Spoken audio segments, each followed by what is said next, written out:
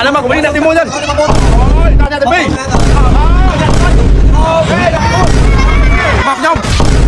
ជម្រាបសួរពុកម៉ែបងប្អូនទាំងអស់គ្នាជំនួយនឹងការប្រគំតន្ត្រី1000លានរៀលដើម្បីសប្បុរសធម៌បានមកដល់ទឹកដីខាងភូមិតាបឹបសង្កាត់បាវិតក្រុងបាវិតខេត្តស្វាយរៀងហើយអញ្ចឹងពុកម៉ែបងប្អូនកុំភ្លេចចូលរួមទស្សនាទាំងអស់គ្នាដែលមានវត្តមានតារាចម្រៀងល្បីៗដែលមានដូចជាបងព្រាបសវត្តបងខេមរៈស្រីមុនបាទវត្តមានបងខេមបាទវត្តមានកញ្ញាតនច័ន្ទសីមា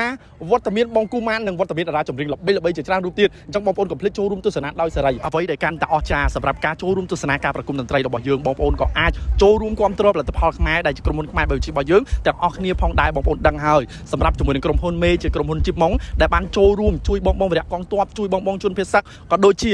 នៅតែបន្តចូលរួមជួយសាងសង់សាលាសម្រាប់កុមារផងដែរអញ្ចឹងបងប្អូនកុំភ្លេចចូលរួមទស្សនានៃការប្រគំតន្ត្រី1000លានរៀលដើម្បីសប្បុរសធម៌ដើម្បីសាងសង់សាលាសម្រាប់កុមារបន្តទៀតចុះកុំភ្លេចសម្រាប់តន្ត្រីនេះកុំភ្លេចអញ្ជើញមកលេងជាមួយនឹងទឹកដីខាងភូមិតាបឹបសង្កាត់បាវិតក្រុងបាវិតទាំងអស់គ្នាបាយបាយ